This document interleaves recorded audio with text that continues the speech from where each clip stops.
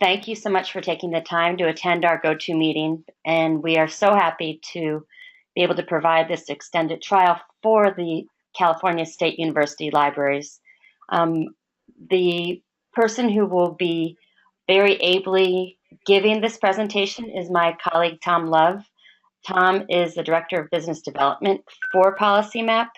He and I both came from a background in electronic databases. We both worked at Thomson and Dialog together. Tom worked within this area for Thomson for about 24 years, Tom, am I right? Mm-hmm. Way too long. And he's now been with PolicyMap for about 4 years. PolicyMap, if you aren't aware, is a service or a tool that was created by Reinvestment Fund. The Reinvestment Fund is a community development financial institution based in Philadelphia. And it is a tool of our nonprofit parent. So I'm going to let Tom go ahead and show you some of the ins and outs and the benefits and ease of use of PolicyMap. And please, if you do have questions, just let me know. And if anybody's having trouble hearing us, let me know as well. Thanks. Okay, thanks, Betsy.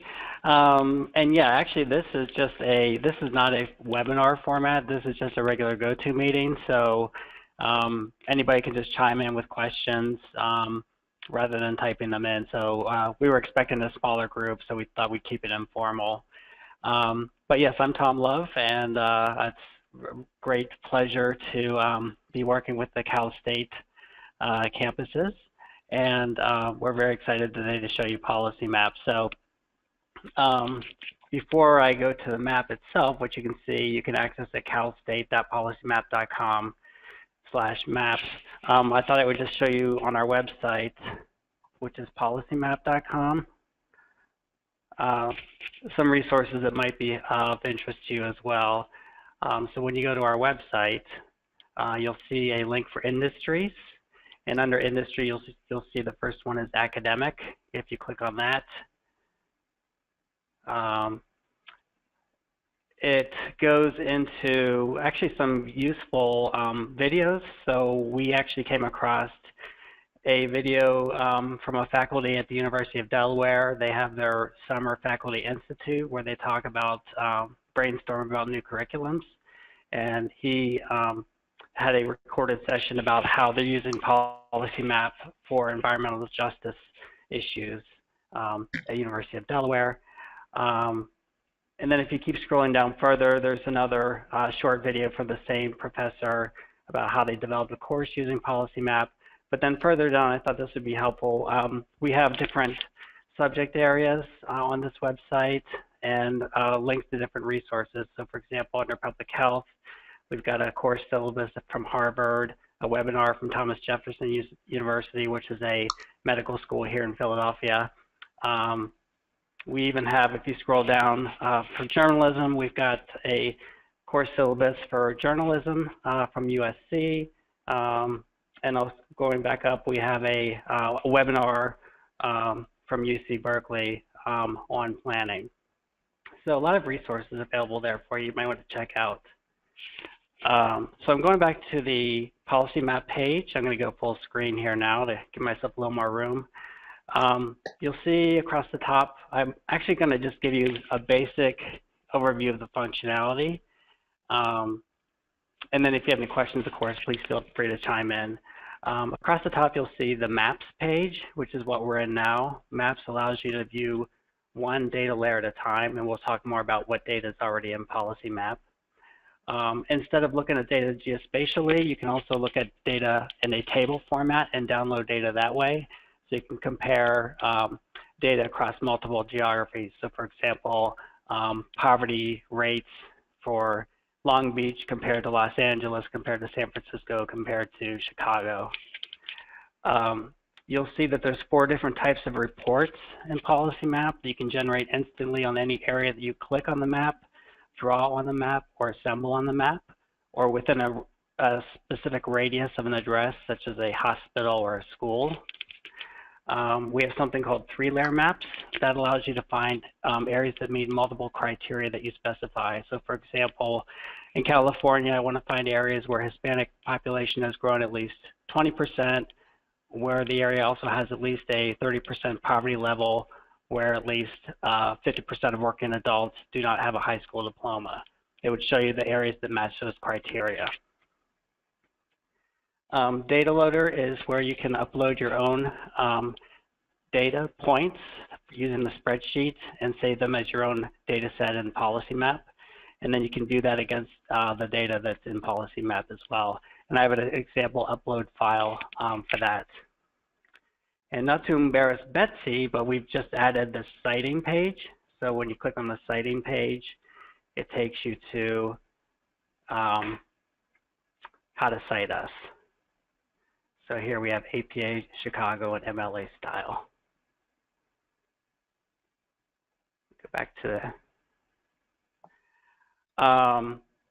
you'll also see on the top here our data directory. So there's about 40,000 data layers in PolicyMap. And if you click on the data directory,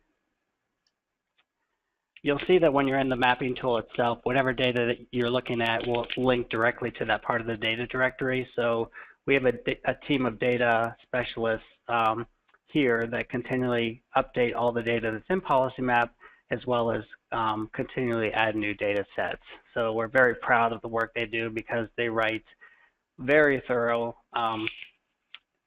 descriptions of the data that's in PolicyMap, where it comes from, how we curate the data, how we aggregate the data.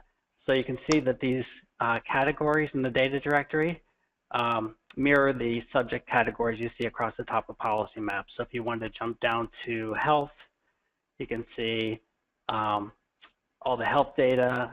So for example, chronic health conditions comes from CDC, Behavioral Risk Factor Surveillance System, and it gives you the geography to which this data is available.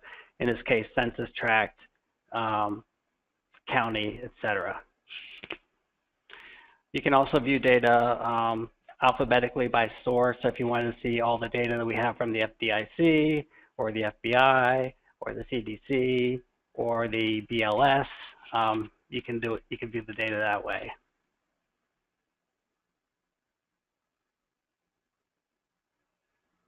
Going back to the maps page. And then you'll see the last support link I'll show you is called support. If you mouse over the question mark on the upper right, we have a variety of tutorials and guides. So all the features that you'll see in PolicyMap, everything that I'll show you today, we've got very short attention span videos on our video training gallery. This is probably my favorite part of this site. So when you click on this, this will show you, of course, the good place to start is the PolicyMap Quick Start, and these are all, again, 3 minutes or less videos of all the features that I'll show you today. So we've just got a lot of support available for the tool. Okay. Now, the way this works is this is a nationwide tool. So anytime you load a data set in PolicyMap, it's loading it for the entire country at once. So you could be in Los Angeles, and you could say, okay, let me see how this same data looks in Indianapolis. It's a nationwide tool. You can go to a certain geography by going directly to a congressional district, a school district, a metro area, or you could just type in an address or a city. So I'm going to go to Long Beach, California. And you can zoom and drag the map when you're in the tool. It's very easy. So all the data is organized in these menus you see across the top: demographics, income and spending, housing, lending, quality of life, economy, education, health, federal guidelines, and analytics. And you'll see that this is, at universities, this is a very multidisciplinary tool because there's just a tremendous amount of data in the tool, but it's geared towards those that are not GIS specialists. So it's a great tool to use for example, social work, urban planning, even business, where you can quickly have students become familiar with data without having them spend half the course time trying to learn a GIS tool. They're just ready to go when they use this. In each of these menus, when you mouse over categories, you'll see subcategories of data as you mouse over. So for example, when I mouse over race, you see white, non-white, black, Hispanic, etc. And that's the way it works in all of these menus. And I do see a note about showing examples for business, and I can certainly do that as I go along here. You'll see age, sex, people with disabilities, veterans. So if you want to see where do veterans live, who served in the war in Afghanistan or the Iraq War, all these are just menus that you navigate. And these come from different sources, but they're all organized by subject category. So in one tab, you might have data from the census, along with data from HUD, along with data from the Bureau of Labor Statistics, all in one place. Under income and spending, you'll see a lot of income data, poverty data, families in poverty, persistent poverty. This is a very cool data set here. This is the nationwide IRS statistics on income data set. And we've just updated this. So this is the first year when deductions and credits for the affordable health care are included. So you can see the impact of Obamacare through taxes. And then a lot of housing data you'll see because of the mission of our parent organization, again, a nonprofit financer of affordable housing. You know, in business, again, under housing, we do have home sale data, loan to value ratio data. So this is an example of third-party data that we actually pay to license, but we don't pass that on to our subscribers. This comes from a data set called First American Real Estate. Again, for business, you might be interested under lending. We have all the mortgage data nationwide under the Home Mortgage Disclosure Act. So a lot of banks use PolicyMap to do their Community Reinvestment Act, CRA reporting. Under here, we have federal programs for CRA eligibility, CRA investments. You'll see we have data points as well. So we have things like bank branch offices, credit union branches, FDIC bank affiliates, CDFIs, just on and on. I won't go through all these in great detail right now because you have access to this during your trial, but I definitely encourage you to go through and check these out. Back to the business question, you might be interested in the economy tab because this is where we have all of our workforce data. So we have from the census longitudinal employment household dynamics data set. You can look at the workforce based on where workers work as well as where they live. We have information on small businesses and startups, large and established businesses, unemployment, which is updated every month. A lot of education data from the National Center of Education Statistics. We have school performance data from grade schools. Probably our fastest growing data collection is our health data tab. So at universities, a lot of their medical centers, population health schools use PolicyMap, as well as health systems. So when they graduate and work for a health system, they use PolicyMap for their community health needs assessment reporting. Federal guidelines tab, you'll see things like eligibility for the community development block group programs, neighborhood stabilization, fair housing, difficult to develop areas. So these are all different types of federal programs that before this you had to go to 3 or 5 or 10 different federal websites to try to figure out if an area that you're interested in investing is even eligible for any of these programs. So now it's all available here in one place. So I'll show you the way data layer works. So let's say for Long Beach, I'll just start with something basic. Let's look at under income and spending, household income, and we'll just say for all households. You can see it's very fast. Anytime you have a data layer, you'll see a map title that has right now we're looking at median household income for the latest American Community Survey, which is from the census. When you click on the map title, it gives you a little more information about this data layer. And when you click from here to see data directory, it takes you to that portion of the data directory that has even more information about the source. You'll see that there's a legend on the left side, and it shows that right now we're looking at census tract level data. You can change the shading to a zip code or a city or a county or a congressional district. And you can see the darker areas are higher income areas, lighter areas are lower income areas. When you click on any area, you'll see that this census tract is a higher income area compared to areas that are next to it. So this census tract has a median income of $79,000, and it compares it all the way to the state level. So as a whole, under Long Beach Lakewood County subdivision, the median income is $56,000. And for the LA metro area, it's $60,000, and for the state of California, it's $61,000. So you can scroll down here and see that here's an area that's quite different. Here is a $24,000 median income compared to $56,000 for the city. In the map legend, you'll see there's a variable, so options vary depending on the data set that you're looking at. So right now we're looking at income, so we can look changes from dollars to percent change. So now we're looking at how has income changed since 2000. And you can see for the most part, there's this tan color that's lower increase. I don't see any decreases in this area, but you'll see other areas that have had actually a decline in income. But you'll see that, you know, here's an area that has increased in income 50% since the 2000 census. California has increased 29% since the 2000 census.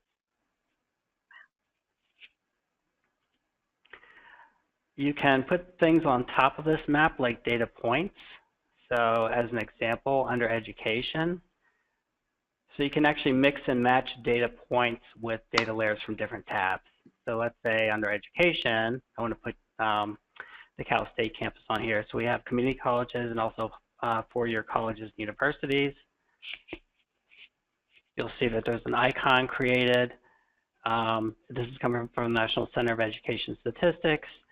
And here it is. When I click on the icon, you'll see that there's just a lot of data in an info bubble about your school at Long Beach.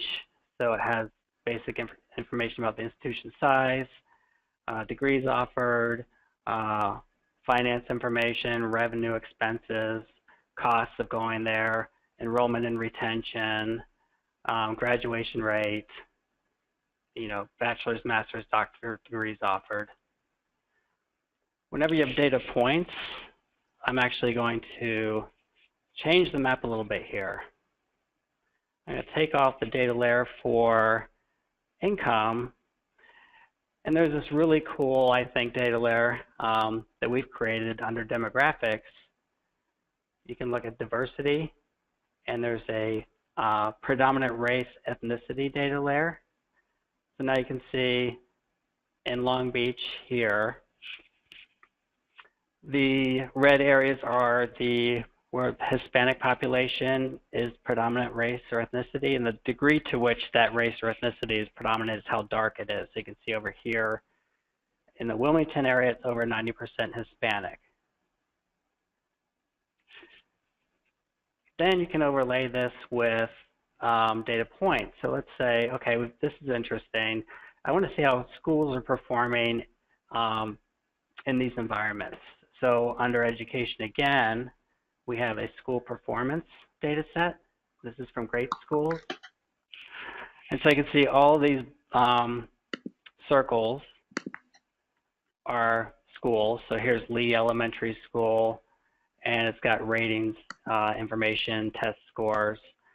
So whenever you see data points, you'll see a filter point option. And so you can color code in different ways. So in this case, you can actually color code by, on a scale of 0 to 10, how these schools are performing.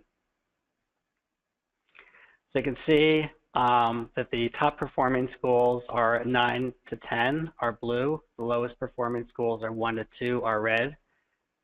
You can see here the white population and it has all top performing schools. And then down here you can see in the more Hispanic area, the schools are not doing so well. There are some exceptions. Here is Renaissance High School for the Arts, which has a rating of 9 out of 10, which is excellent.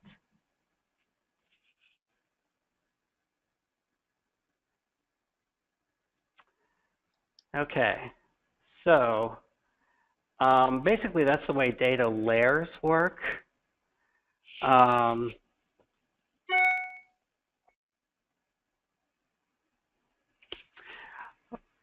Just to show you some other examples of,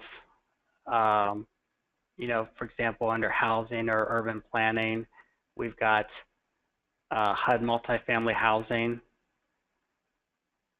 So, you know, a lot of cities, a lot of agencies and the type of agencies and businesses that students graduate and go to work for are using PolicyMap to load their own data, to view it against data like this, to figure out where they should focus their efforts, which parts of the community should they invest, knowing that they don't have limited funds to do everything they want. So I just wanted to show you on our HUD multifamily again, whenever you have data points, these filtering options are really great because you can filter by a lot of different things. In this case, how many subsidized units are there, the percent occupied, inspection scores. So here I can say, let's color code by a number of units. So you can see these blue ones are the larger units. Here's 183, etc. So let's say for this area here, I wanted to generate a report, a community profile report, just get a snapshot of this area. There's a couple things you can do. There. My screen is acting funny here. Okay. You can create a custom region. So you can see here I've created some custom regions. Oh, actually now I'm on your site license, so not my ID. So I've not done this here. But you can actually draw on the map or assemble things like contiguous census tracts or zip codes, or do a radius of up to 5 miles. So let's say I want to draw on the map. And this is not going to be perfect, but just to give you an idea, here, if I want to draw here, here, here, here, here, I'll call this Long Beach Hispanic area. So now this is saved under my custom regions here. You can come back to this later. There's an icon that's created here, this little icon here.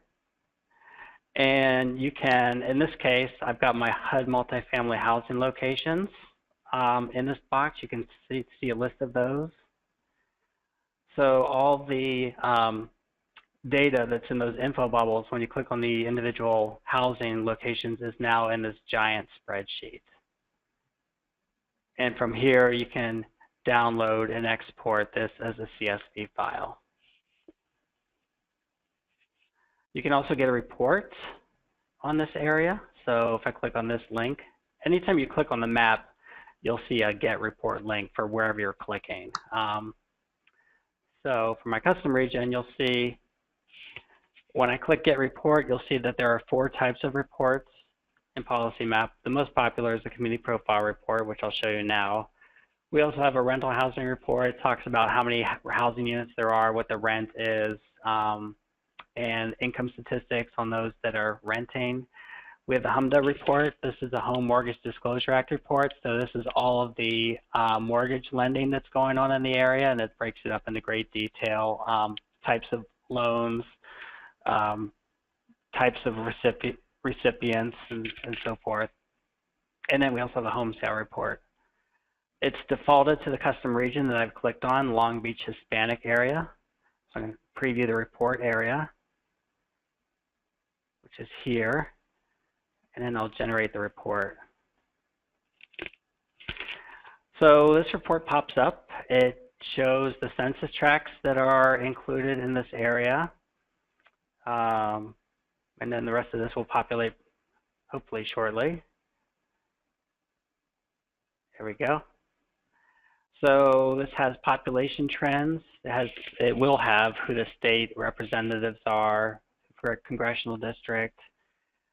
It has a population trend of the area, and it compares it to the county and the state. So this area that I've drawn has actually decreased slightly compared to LA County and the state, which is growing faster than LA County.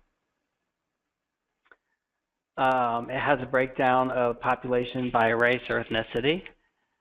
And so you'll see that the area that I've drawn, 49% white, 14% African American.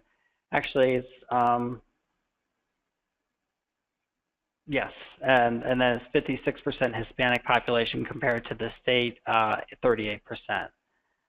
It has the age breakdown. So in this area, you can see that it's a younger population, a higher population percentage under 5 compared to the state, and a higher percentage under 18 compared to the state.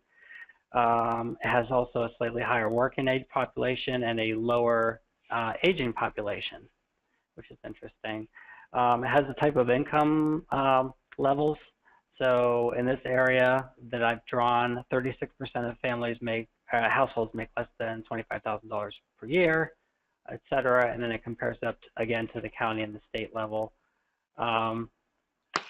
Immigration data is included, and then the types of families that live here. So are they married with children, single with children, single female households with children, or other types of families? Compares it again to the larger geographies in which it sits. Housing data for this area also included. So this area, most of the people that live here live in small apartment buildings, a few detached homes as well. And then this is another interesting data set. Vacancy data is another source that we have to pay for that we don't pass on to our subscribers. This is U.S. Postal Service non-delivery of mail after 90 days. So it's one of many ways of trying to estimate vacancy. Others that we don't have that we're looking to add are things like water shutoffs. So you can see here that we have both residential and business vacancy data, and it looks like it's gone down. This is updated every quarter, but then it started going up again second quarter 2016 in this area. We have the unemployment data from the Bureau of Labor Statistics. This is updated every month. So the latest update is from August. And so it looks like Long Beach is pretty much in line with LA County, slightly higher than the metro area, but in line with the state. And then still, I mean, this just goes on and on. So these are the types of jobs that people have that live in this area that I've drawn on the map. You can see here that a lot of healthcare, social assistance, accommodation, food services, and so forth. And then we also have crime data, which is from the FBI Uniform Crime Reports, not as granular, only citywide and countywide, but we do include this. So it's rates per 100,000 persons by type of crime. And it's not as current because this is, it takes time for the local agencies to report up to the FBI. There's lag time. We do work with cities. For example, Philadelphia has citywide access to PolicyMap for all their city employees. So they have a place to share all this data that previously was sitting in isolated agency repository. And so for them, we do load the local crime data, which is down to a neighborhood level and more current.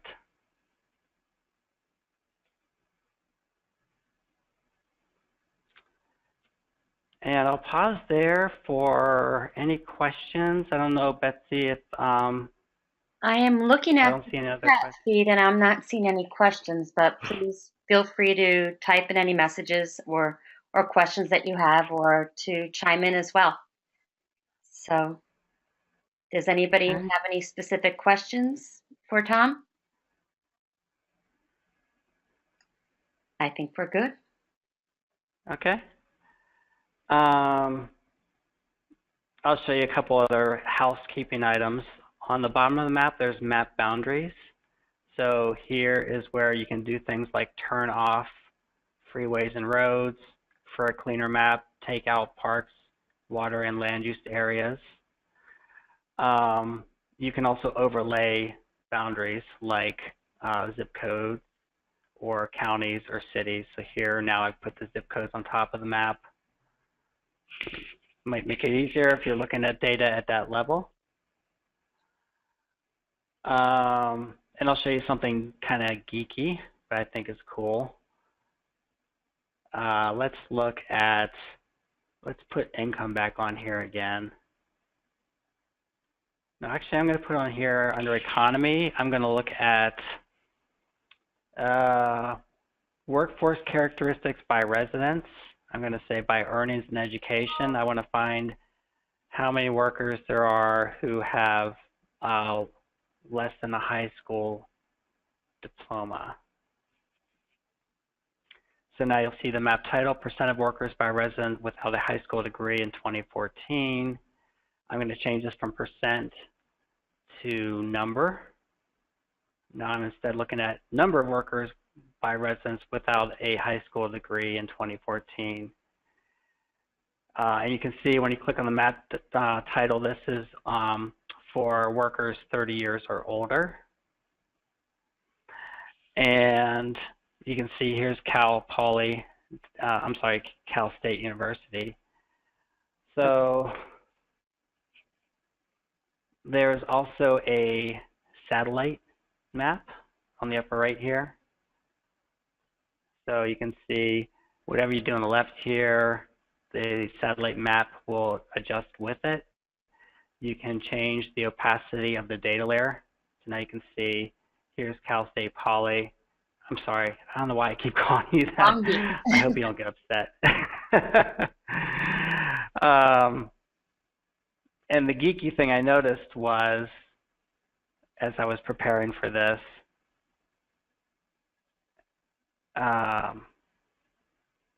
somewhere was a giant pyramid. I thought that was just really cool. Oh, there it is, the Walter Pyramid. So you can see just north, I guess, or maybe it's east. If I click on the map on this side, in this block group, there's 24 workers by residents without a high school diploma. But anyway, this is what your neighborhood looks like, you know, across the street from your fabulous pyramid. Very nice, the Walter Pyramid. The Walter Pyramid, and I just learned when I Googled it that it's similar to one in Memphis. Very interesting. Okay, very interesting factoid. So before I move on, I just thinking back about the business question, and another, I guess, analogy is we're based in Philadelphia, but actually, FYI, our developer team is in Los Angeles. They're in Koreatown. But here in Philadelphia, a lot of us are very involved in local universities. So we have a separate policy solutions group, and the head of that group teaches urban studies at Penn. I serve as an advisor at Temple University's Fox School MBA program, and the advisors work with student teams every semester on capstone projects, and I meet with them 4 times over the cycle. Actually, this cycle they gave me 3 projects because they love PolicyMap so much. But the projects are very varied. I mean, they could be 2 hospitals thinking about collaborating and opening a specialty clinic in an area, and that involves understanding the medical landscape of the area, understanding the demographics of the area. The project I'm working on now, one of their clients is a nonprofit that is trying to find ways to become more self-sustaining and have better reporting back to their philanthropies that donate to them. Another project that I'm working on right now is a school that is pre-K to kindergarten private school, and they are trying to figure out if they need to renovate their facilities, build a new school, or do nothing. So, you know, it's business, but these are all types of projects that involve looking at all types of data. So they love this tool because, again, it's very easy, and they can also load their own data into PolicyMap as well. Right.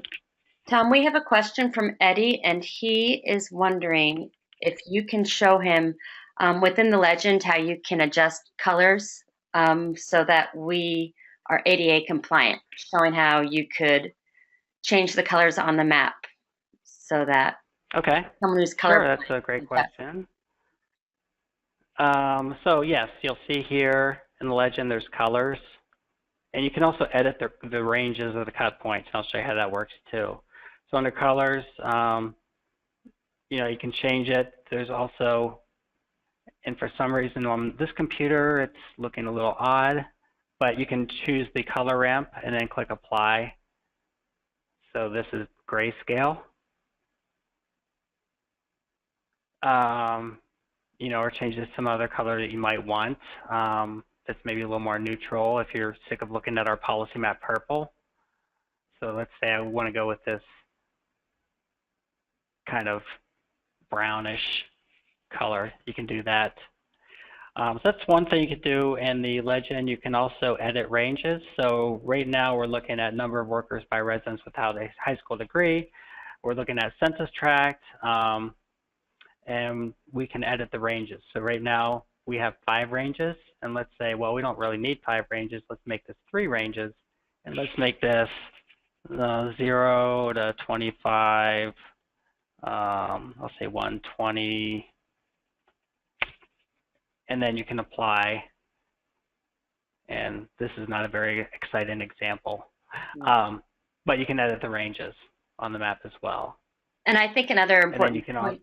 I'm sorry, Tom. I think another important point is that all of the underlying data can be downloaded into tables, which don't rely on, well, while it's great to look at the information spatially, you can also pull it down and pull it into tables. Yes. Okay. So that is a great segue because today we released a new download feature. So you'll see up here this button, download data, has been grayed out up until now. So I'm just learning how to use this myself, but let's walk through this. So let's say we want to look at, let's say under income and spending, people in poverty.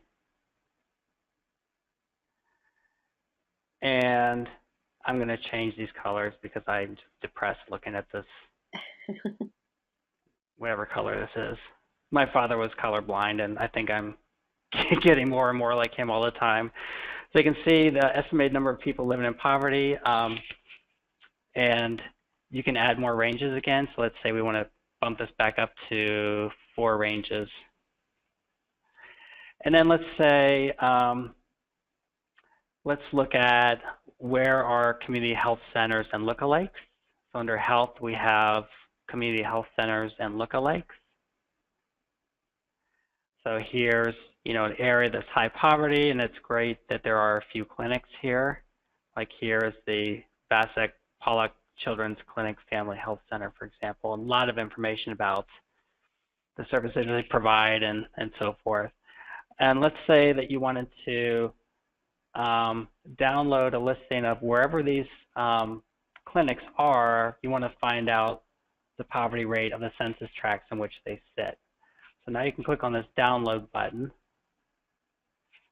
And this is all new as of today. So you can either just download the data from the layers, meaning the percent poverty in this case by census tract, or you can just download the points, which are a listing of the community health centers and lookalikes, or you can download both. Percent of people in poverty data for community health centers and lookalikes. You click next. And you can add a predefined location or do your custom region. I'm just going to say under add, I'm going to do Long Beach again.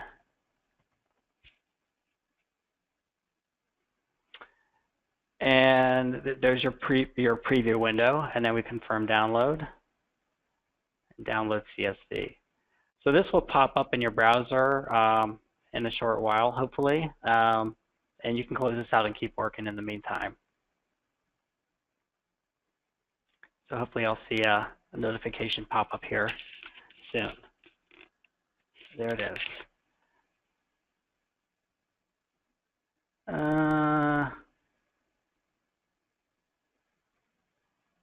There we go. So these are the all that information in the info bubbles from those health clinics is now in the spreadsheet. And then wherever they're located, the census tract in which it sits, here's the poverty rate for those areas. I'm not sure why this one is -9999. We'd have to check that out. That is interesting. But this west side neighborhood one is a very high poverty area, 55% poverty rate in that area that serves.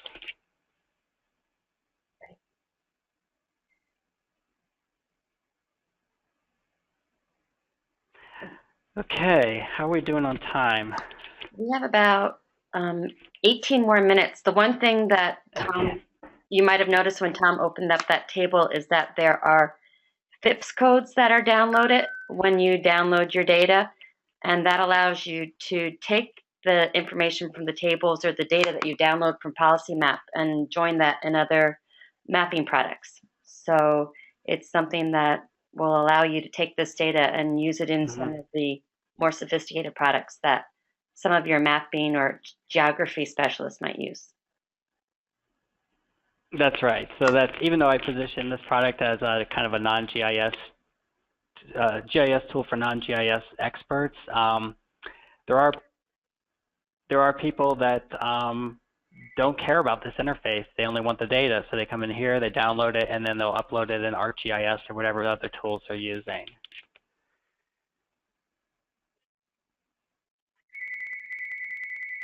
Okay. Now, we've got a few minutes left, so I'm going to show you quickly. I don't think we may not get the 3-layer maps today, but again, there's the tutorial video, which is very good. It shows how that works. But I do want to show you the data loader.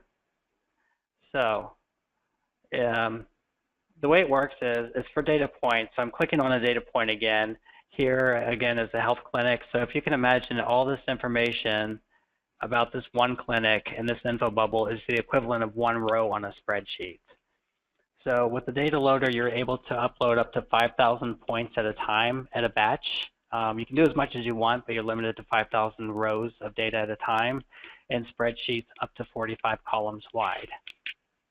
So Ira Goldstein, who works at Reinvestment Fund, the one who teaches urban studies at Penn, has his students go out and do surveys. For example, go to a neighborhood to ask residents if they think their area is gentrifying or things like that. And then they actually upload the survey data in the PolicyMap so they can then view that against the data that's in the tool already. So on my desktop here, I have created this fake data set, Long Beach survey site. And this this has a listing of, in this case, 78 locations. What this really is I went to Long Beach and I downloaded all the addresses of your public schools and basically kept the addresses and then threw out all the other data and created this fictitious spreadsheet of the site number, the interviewer, you know, these could be students. So you can see Betsy Minnick was very busy interviewing people in Long Beach. She gets an A. You know, their opinion or about this, whatever referendum they're talking about, in favor, opposed, etc. So you can do up to 45 columns of data. The only required fields are that you have to have the address, city, and state. Zip code is not even really as necessary. It's helpful, but this is all that's needed for the system to be able to geocode the data for you. So once you have that prepared in advance, you then go back to the data loader. Go full screen here again, which is on top here. And when you click on the data loader, you'll see you can upload spreadsheet of points. I'm going to call this Long Beach Survey Class 101. Share with university licenses. Right now, the only option is to share with all university users. So if you have a class that's doing something like this, you may want to have them have a naming convention, whether it be the class name and then their initials or what have you. We are going to be releasing a self-register login tool, so students will be able to create their own workspace, but right now it's a shared space. Find your file. So I'm going to go to my desktop, find my file, Long Beach survey sites, import the spreadsheet. So it found these columns. It's just verifying that these are correct. Click Next. And so you can see this comes up. It shows that 77 out of 77 points successfully geocoded. Another great thing that people love, especially GIS people, is they can upload their data in PolicyMap. And then once it's uploaded, they can then download it again with the lat long assigned and then take that into other tools. So it's like a very effective, very inexpensive geocoding tool. If there is an address that failed, like let's say that this is Billow Street, then the code will turn red. You can sort by the geocoded column to see which ones failed, and you can go back and edit these and make them right. So I'll make this right again. Oops, I could type. There we go. Now it's green again. You can choose what field appears if you zoom in far enough. So let's say I want to have the opinion appear. And then I save and close my data set. So there's my data set, just that fast, load onto the maps page. I still have my satellite on. So now you can see, let's take my clinics. So I didn't choose my icon. I guess I skipped past that step, but you can actually choose the shape, size, and color of the icon as well. So since I glossed past it, I guess the default are these triangles. So you can see there's labels here you can turn on and off. You can zoom in. So you can click on it, click on one. So here is, I guess it won't let you do when the label's on. All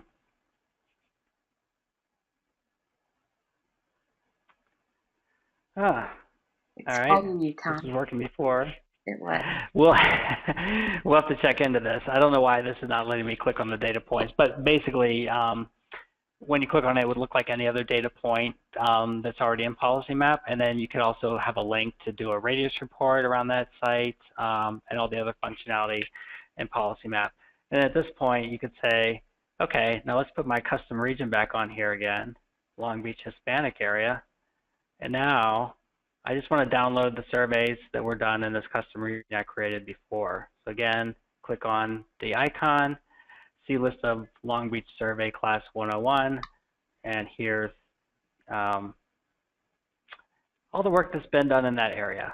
So basically, once the data points are in PolicyMap, you can overlay with different data layers and then download subsets of that data based on whatever you're learning from the map. Perfect. And the one thing Tom didn't have a chance to show you is that earlier this year we did update and improve our printing as well. So there's lots of information in our blogs about that as well. You can see how it works. Yeah, I can show that. I can show that now quickly too. So let's put something else on here. Let's put on here. Oh, let's do health, chronic conditions, diabetes. Estimate % of adults ever diagnosed with diabetes down to a census tract level. I'm going to get rid of my custom region. And then let's say on top of this, let's put under health, grocery retail locations, under data points, And so you can see here's an area with a lot of diabetes. Let's filter these points by grocery retail type. We have food desert data in PolicyMap. We've done a nationwide limited supermarket access study that a lot of universities are very excited about.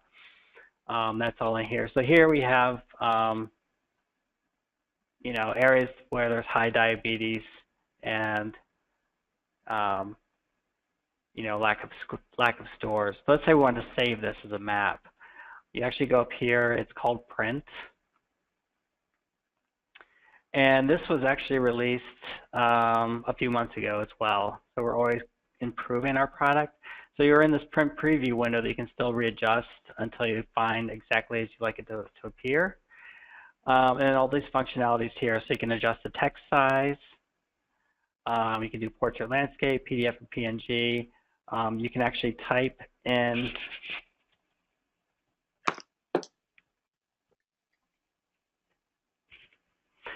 you can change the title.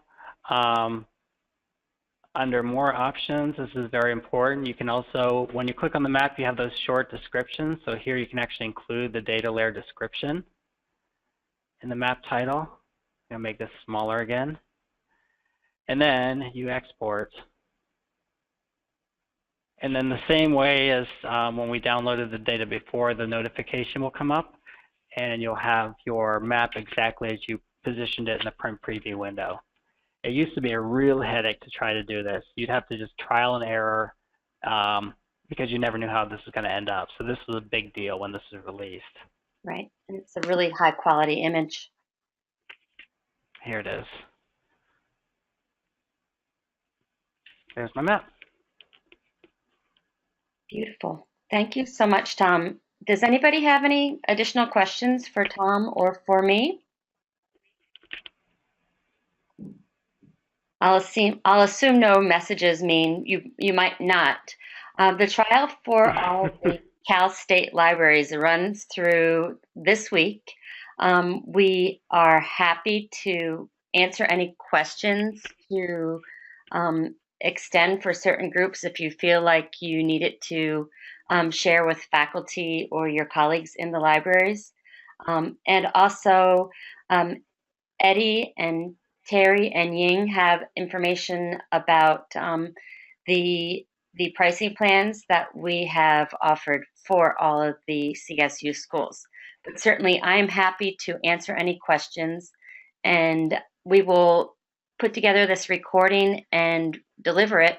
I think to Ying, should we deliver it to you? And that way it can be shared with all of the schools within the system. So, Tom, thank you so much for your thorough and terrific understanding of what's here. And hopefully you got a good look. Our website is extremely informative, and there are webinars and tutorials and all sorts of information you can find there. Great. Thanks so much, everybody. It's been a true pleasure, and enjoy your trial. Thank you so much. Take care. All right, take care. Bye. Bye-bye.